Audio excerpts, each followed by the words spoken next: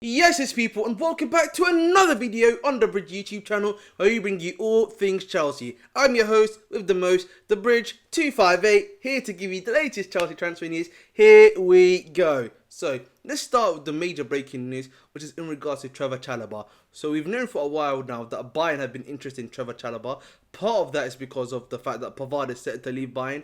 I believe Inter and Bayern are very close now to making a deal for Pavard to go to Inter Milan. And they need to find a replacement.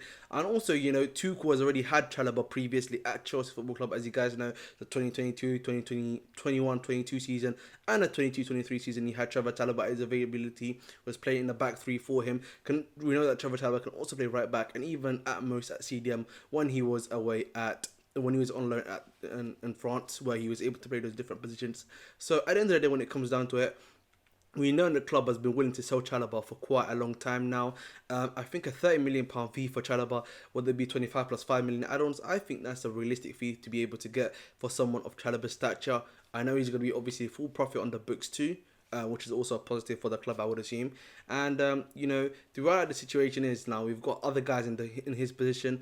Sarsi's now taken that position of where he would be starting as the starting RCB. You've also got the fact that now the Sarsi can also be back up now for right back. You got Malo Gusto, who's now starting right back too, where he could have possibly back up for Reece James. So his position is now where he can actually play are very limited at this point. So it is what it is. I wish nothing but the best for Trevor Chalobah. I didn't mind having Trevor Chalobah personally, but if if there's no space for him, I think it's just best for him to move along. Simple as that, really. So Trevor Chalobah, we wish you nothing but the best, bro. But good luck, as always. Respect. So now let's move on to the next topic, which is in regard to my guy Romelu Lukaku. So as you guys know, yesterday I reported that Roma and Chelsea were very close to agreeing a fee for Romelu Lukaku to go to Roma, and it seems now that Chelsea have agreed a fee with Roma of over £5 million for Romelu on loan fee, plus like 7.5 million in wages to be looked after by Roma for Romelu Lukaku over the next 10 months.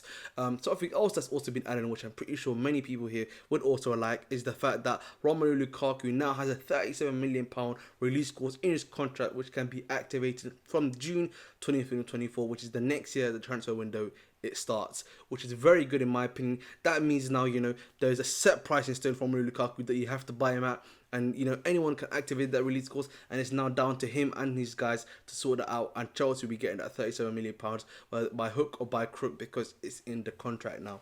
At the end of the day, you guys know my thoughts. I'll be very quick when I talk about Romelu Lukaku.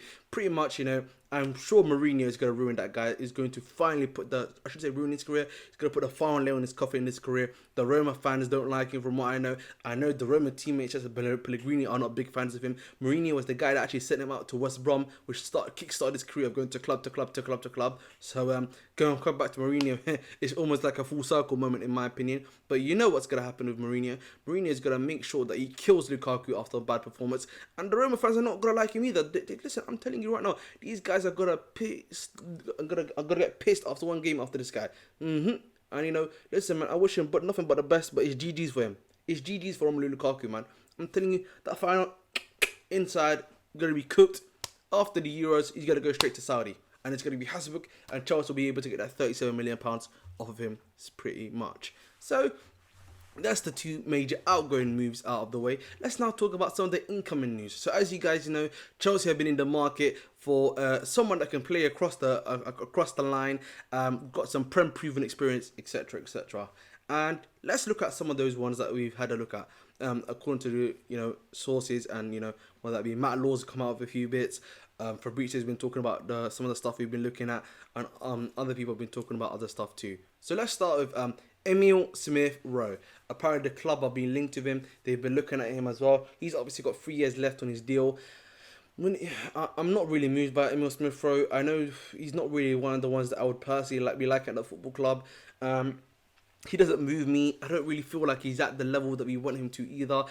I know that he's got potential, but is that potential like, top 4 a Chelsea potential level? For me, no.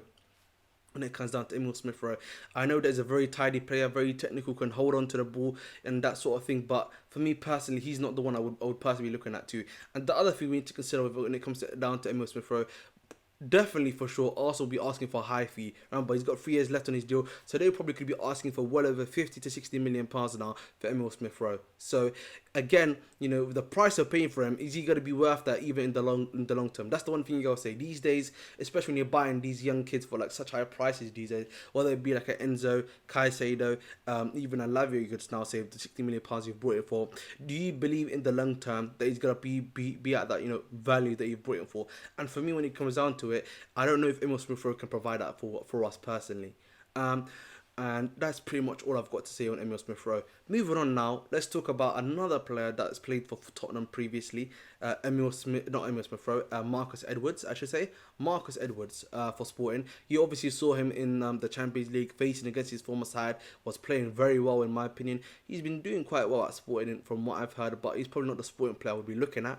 But again, with him, obviously he can help you with the homegrown quota because he was at the Tottenham Academy and as such. When it comes down to it for me with him, I think he's a very good player, good tidy player and everything like that. Does he have potential? Definitely, for sure. But again, it just comes down to the same thing I would say when it comes down to Emil Smith Rowe.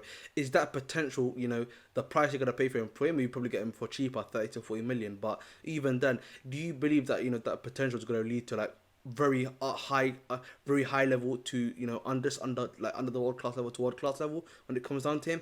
And for me, not really. Again, with Marcus Edwards, he's not moving me. He's not moving the needle for me to help the team out in general. Like, considering what we have, we could probably get some other talent from the academy that could probably do a job similarly to what we're asking from ESR and Marcus Edwards. So for me, those two are big no-nos, in my opinion. The other major big no-no that I want to make clear, if the club does this, bro, it is automatic. Oh, this is the biggest L they're going to be taking, and that is Ferran Torres. So the reason why Ferran Torres, apparently he's been linked to the club, apparently trying to be making a move for him.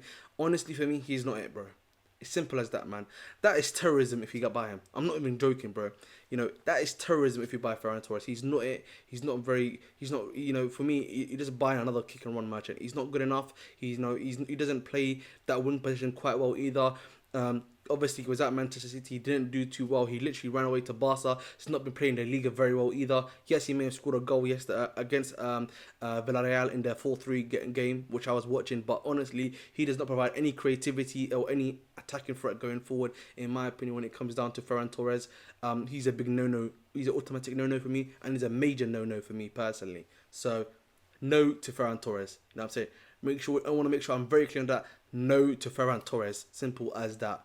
Let's move on to another guy from Barca, and that is Raphinha. Now, when it comes down to Raphinha, I'm very happy to take Raphinha. We know what Raphinha's qualities are. We've seen it in the Premier League, playing for Leeds, and even at Barca. Very good at, dribbling, taking on these man 1v1. Something that the club have been looking at quite in detail when it comes down to a lot of these players. You can say the same for ESR, Marcus Edwards, not so much Ferran Torres. They're able to go into that man 1v1 and able to beat him. But the problem again, and this is what it just comes down to for me personally, is that with Raphinha, he plays predominantly on the right wing. He doesn't play that much on the left wing. He's really stuck on that right wing. You've now got Sterling, who's playing on the right wing for you to such a high level. You know what I'm saying to you? Like, are you really going to have to force Sterling onto that left wing now just to accommodate someone like a Raphinha? For me, I don't think that's fair, personally, because Sterling's proven himself more so than Raphinha, in my opinion, in that position right now.